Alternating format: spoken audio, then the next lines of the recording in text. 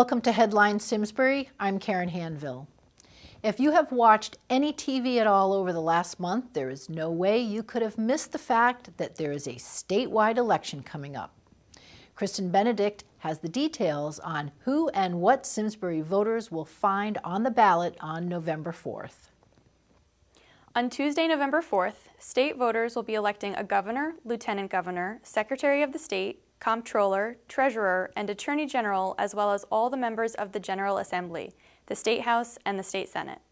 Connecticut voters will also be choosing their representatives to the U.S. Congress. Most of the candidates for statewide office will appear twice on the ballot. When you go to the polls in Simsbury, in addition to the top state officers, you'll be choosing between incumbent Democratic State Representative John Hampton, Republican Simsbury Selectman Cheryl Cook, or petitioning candidate Robert Kalishman to represent you in the State House of Representatives. In the race for State Senate, incumbent Republican State Senator Kevin Whitkos is being challenged by Simsbury resident Democrat Melissa Osborne. Simsbury residents will also be electing 2 registrar of voters, one a Republican and one a Democrat. You will also be voting for a judge of probate. And in the congressional race here in the 5th Connecticut Congressional District, Democratic incumbent U.S. Representative Elizabeth Esty is running against Republican Mark Greenberg. Both will appear twice on the ballot. The polls will open at 6 a.m. on Election Day, Tuesday, November 4th, and they will close at 8 p.m. In Simsbury, there are 4 polling places, all schools: Henry James, Latimer Lane, Tooten Hills, and Terriffill School. If you will be out of town or are ill, you may vote by absentee ballot.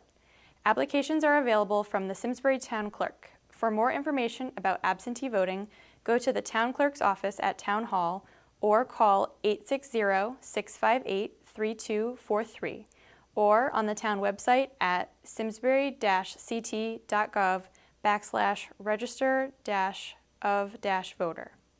In addition to the main candidates for state office, there are also several petitioning candidates. It is a very long ballot. If you can, it would be worthwhile taking a look at the sample ballot on the town website. I'm Kristen Benedict. When you go to the polls on November 4th, you will also find a constitutional question on the ballot. Dominique Avery has the details.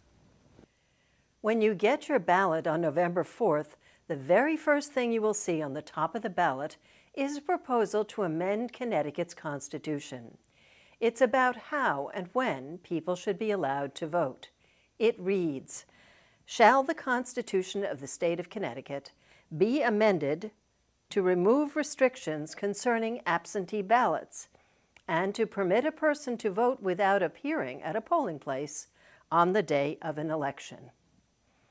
At least 27 states permit registered voters to use no-excuse absentee ballots, but Connecticut's Constitution will only allow an absentee ballot if someone is too sick or is out of state on Election Day. This constitutional amendment would allow the legislature to expand the reasons for absentee voting. Our Constitution also doesn't currently permit early voting measures like those now used in 33 other states. A change in the Constitution would allow the legislature to be able to pass laws authorizing early voting. The constitutional amendment has vigorous supporters who want the legislature to be able to expand early voting and more relaxed absentee ballots as a way to encourage greater voter turnout. The amendment also has its critics who charge that the measure is vaguely worded and could lead to a host of unanticipated changes in the way we conduct elections. If the amendment is approved on November 4th, the 2015 legislative session would be the first chance lawmakers would have to pass bills on these issues. I'm Dominique Avery. With decreasing local news coverage, SCTV is the place to turn to learn about your local candidates. Not only can you see campaign videos produced in the race to represent Simsbury in the State House and Senate, you can also see a debate organized by the League of Women Voters between the candidates to represent Simsbury in the State House. SCTV will also feature a debate in the race to represent the 5th Congressional District, taped by CTN. To learn when these shows will be on the air, you can check our schedule online. They will be posted weekly. You can also watch all of the SCTV's election coverage on our website, simsburytv.org. The Solarize Simsbury program ended on September 23rd with 80 homes under contract for residential solar installations. Solarize Simsbury was a 20-week initiative designed to increase the number of homes using solar energy by making it easy and affordable. Organizers believe the program was a big success, although town officials had hoped for an even higher number of homes under contract. It turned out that the terrain and the trees in Simsbury created too much shade to support solar installations at many homes who applied for the program. Over the past year, there has been much discussion about the future of Simsbury's Senior Center. The issue has remained unresolved, but not forgotten. In fact, as Mary Glassman recently said on SCTV, the Town Public Building Committee is working hard on the issue. So the Public Building Committee, probably by the end of the year, will make a recommendation to the Board of Selectmen. We'll then have a public hearing and get some input. But now's the time if folks have an opinion. Do you like it at Eno? And given the challenges of the parking and if we can address those, or would you like to see it in another site? And a couple possible sites right now that the Public Building Committee is looking at is the town does own the land on Iron Horse Boulevard, right near Drake Hill, and at the corner across from the back of Fitzgerald's. That's a possible site. Or the state of Connecticut owns some land that they have optioned to the town right next to True Value Hardware store. Well, so would that site work well in conjunction with Eno as well? So we're lucky to have great volunteers on the Public Building Committee that are spending a lot of time and energy looking at recommendations, and hopefully we'll have that information back to us by the end of the year. Mary Glassman appeared with Senior Center Director Kathleen Marshall on the latest edition of the Simsbury View. Marshall talked about many of the programs available at the Eno Memorial Hall Senior Center. And all our new classes, we start our new schedule in the fall, much like the schools do. We have new classes starting up, exercise, lifelong learning, education. So all those are in our newsletter, which you can access. Either you can pick one up at our center, or you can also access that on the town website. Okay. Everything's on there. You can also register for most programs now on the town website as well. Okay. So that's another new thing at the center. So it's Simsbury/C hyphen-ct.gov/senior center. In addition to the wide range of existing senior activities, there are plans to build a bocce court in the back of Eno. The Board of Selectmen announced at the close of their September 22nd meeting that the owners of One Old Bridge Road, right next to the Bridge of Flowers, have accepted the town's offer of $150,000 for the purchase of the house. The purchase will give town residents additional park space as well as an access to the Farmington River near downtown. The Board of Selectmen also authorized an additional $50,000 to cover the cost of work on the property, which includes potential demolition of the house. The appropriation was forwarded to the Board of Finance for its consideration. The Simsbury Tourism Committee, which had voted to support the purchase of the house, welcomed the news, which it sees as another step in positioning Simsbury as a tourist destination. Members of the Tourism Committee, along with the Executive Director of the Main Street Partnership, appeared on SCTV recently to discuss the importance of tourism to Simsbury and the national attention the town has received since 2006. In 2006, Simsbury was one of the only Preserve America communities. It's a national White House recognition by the National Park Service. It was chaired at that time by First Lady Laura Bush, and then it was also went on to be Michelle Obama. And so we were nationally recognized as a destination that has promoted and kept its cultural, historic, and natural assets. So I think that was huge. You know, we were promoting and protecting those things that make us unique. And then in 2011, we are still the first and only town in Connecticut to be designated by the Trust, the National Trust for Historic Preservation, as one of their dozen distinctive destinations. Within 2 weeks of that huge announcement, we had more than 500 media hits. We made it into USA Today, National Geographic. We had a front page article in the Washington Post. We were featured twice now by the Boston Globe. So, I mean, that really has had some major successes. We've done the Martin Luther King, and I helped with promotion with the students for their documentary, which again, those students are incredibly talented. That had national acclaim. And then most recently, we're also the first bike-friendly town by the National League of American Cyclists. So and the most bike-friendly and walk-friendly town voted that's by in the state of Connecticut. That's true. Right, that's so I mean, I think again, we really have been building on these successes, and it couldn't have been done. It wasn't just Main Street. It was in cooperation with amazing partners in the town itself. One of Simsbury's major tourist attractions is Simsbury Celebrates, which takes place in the center of town on the Saturday after Thanksgiving. This year, it's on November 29th. One of the most popular events is the gingerbread house display at the Simsbury Free Library. Carol Brown has details. Hi, my name is Carol Brown, and as co-chair of the Simsbury Celebrates Gingerbread House Committee, I invite you to participate in one of Simsbury Celebrates' annual showcase presentations, the Gingerbread House Competition and Exhibit. Each year, this exhibit continues to be one of the most well-received and praiseworthy attractions at Simsbury Celebrates. Make this year your year to get caught up in the excitement. The contest has 3 entry categories: youth, 15 and under, adult, 16 and older, and families or teams. Entrants can be individuals or groups, and we'd love you to be amongst them. All entries will be taken on a first-come, first-served basis, and entry forms should be postmarked by November 15, 2014.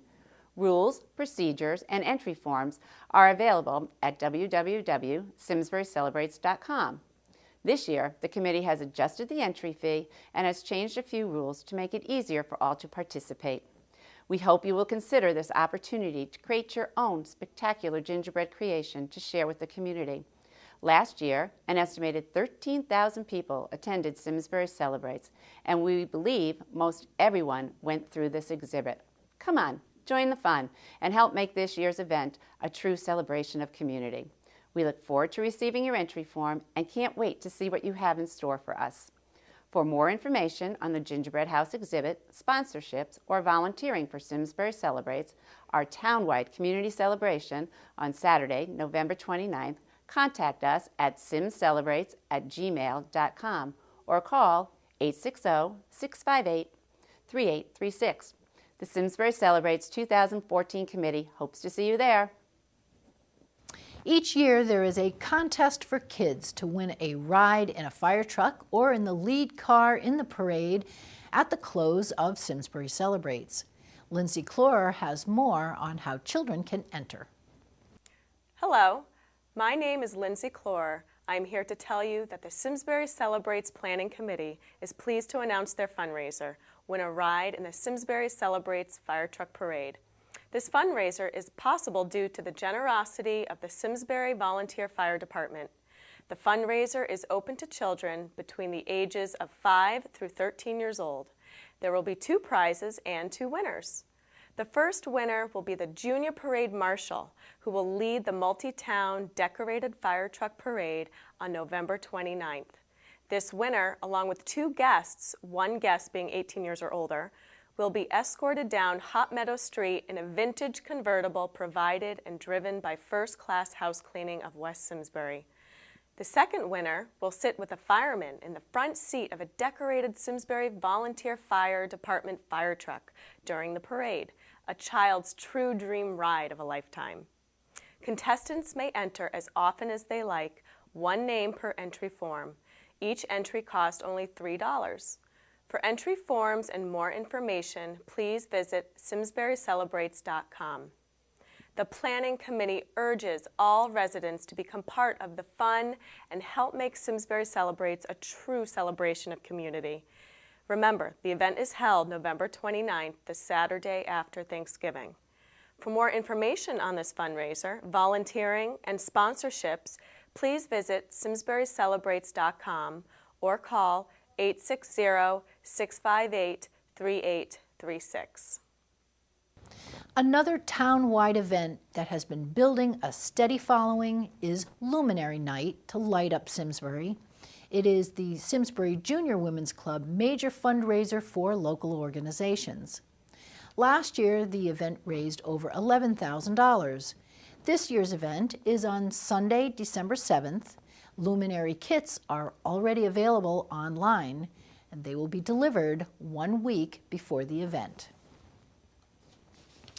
Although Simsbury has been rated #1 by Bike Walk Connecticut in its first ranking of bike and walk-friendly cities and towns, the town's bicycle community is not resting on its laurels. Patty Jacobus has details on what the bike community has been up to lately. The cycling season may be winding down, but Simsbury's bike community has lots of great news. October marks the end of the Simsbury free bike season. Our regional bike share will be ending its 4th season in October, with ridership up 30% over last year. We'd like to thank our riders, local businesses, and all the volunteers that have made us not only the only regional bike share in Connecticut, but now the largest bike share in the state. As a reminder, we're always looking for bike donations. Donations last season allowed our volunteers to upgrade our Simsbury free bike fleet and to assemble a children's bike fleet for use by Simsbury Elementary School so all 4th graders receive bike-friendly education. The program has also a need for volunteers and project managers. If you're interested in learning to fix bikes, if you have a special skill, or want to work as a project manager, email us at simsburyfreebike@gmail.com. The Bike Committee's philosophy is that bike and walk trails should begin in neighborhoods. It's now getting easier and safer to take a bike ride or a walk to town, thanks to the addition of 2 new neighborhood trail connections. Be sure to check out the shared use path along Owensbrook Boulevard, which has been extended, and the trail linking the Town Forest Road and West Mountain Road, which has been resurfaced. Both connect neighborhoods to our town center and the bike path. If you've been on Iron Horse Boulevard lately, you may have seen the new Darrow Fix-It bicycle maintenance and repair station. It's located right next to the Rotary Children's Park, and it provides a tire pump, a stand for doing bike work, and assorted tools for a quick bike repair while you and your family are out on the trail. A big thank you to the Simsbury Police Department and our Culture, Parks, and Recreation Department for the station and the installation. This location provides an easy access for families that are parking at Simsbury Meadows or cyclists that are visiting while they're riding our trail. Simsbury is a bicycle-friendly town, and more towns in Connecticut are interested in improving their bike walk scores. Most of you know Simsbury was the first bicycle-friendly community in the state of Connecticut, ranked by the national organization League of American Bicyclists. And in August, the committee was very busy putting together our application for a silver recognition. But locally, Simsbury was also ranked #1 as most bike-friendly community by the state of Connecticut by other communities. The survey was conducted by Bike Walk Connecticut and was the first study to assess individual towns in the state. The criteria included safety, leadership involvement, adoption of a complete streets policy, and more. In the spirit of continuous improvement, the Bicycle Committee conducted its own research, soliciting both resident and visitor feedback on how to make walking and biking safer in Simsbury. We'll be posting what we have learned on our website and our Facebook page soon. In that research, however, signage was cited as the #1 enhancement needed to make riding in our town safer and more enjoyable.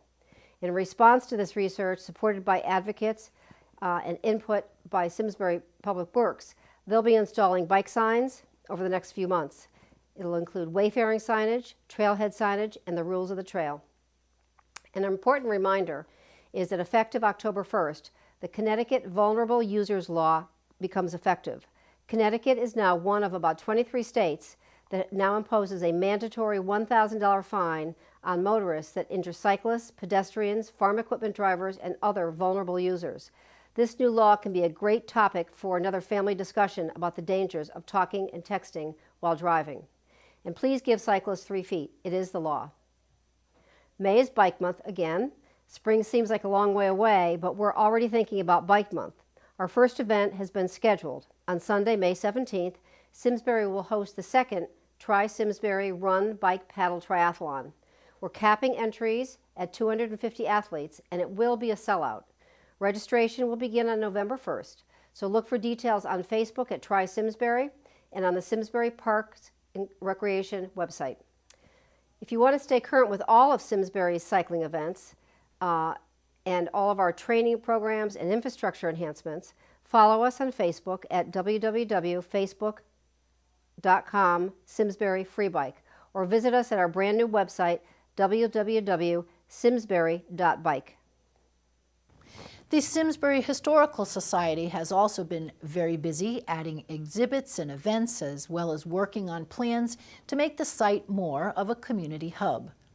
The latest news is that there are plans to move a portion of the Red Barn on the former Wagner Ford property to the Simsbury Historical Society site.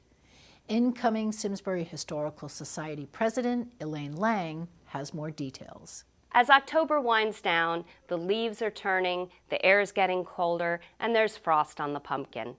Many say this is the most beautiful time of the year in Simsbury, and it can be beautiful inside or out. These beautiful handcrafted, hand-blown glass pumpkins are available for sale at the Simsbury Historical Society gift shop. Crafted by local artisan Mark Gottlieb, they are among many new products that we have for sale that benefit the shop and benefit the local artisans who've created them. Parts of the fall are a little bit creepier and darker than the beautiful foliage, though.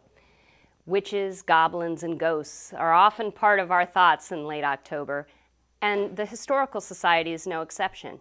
We're very pleased to say that on October 25th at 7 p.m., we will be sponsoring Her Story Theater's production of Panic in Connecticut, Accused Witches Have Their Say.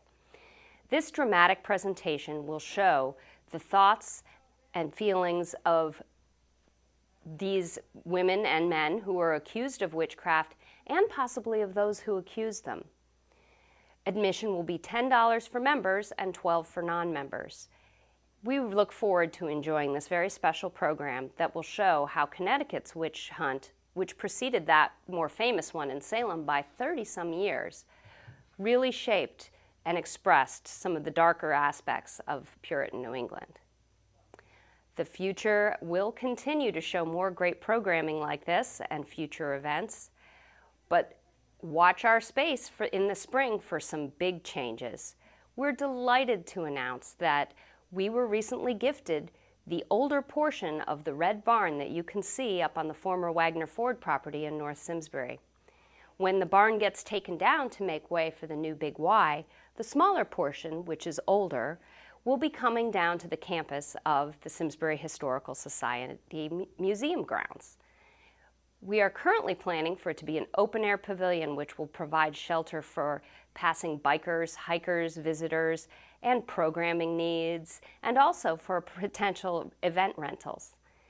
It's still in the works with architects and structural engineers, but we're very excited to provide yet another way that we can be the community hub of downtown Simsbury. Enjoy the rest of your October, and we'll see you in November. Please mark your calendar for the Simsbury Historical Society annual meeting on November 12th, where we'll welcome new members and get ready for our next year. If you missed the exhibit of the Hugh Blind Tower's plein air paintings at the Simsbury Free Library, you will get another chance to see the finished paintings at the tower itself. They will be on display for the entire month of October.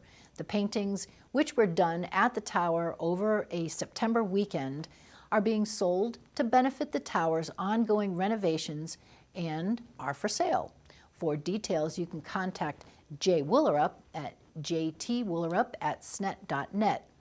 If you want to see how the completed Hugh Blind Tower renovations look, watch a recent Simsbury View episode about the tower.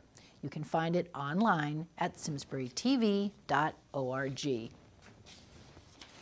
Simsbury's Bridge of Flowers, which was recently named Simsbury's top attraction in the state tourism contest, will have something new next spring.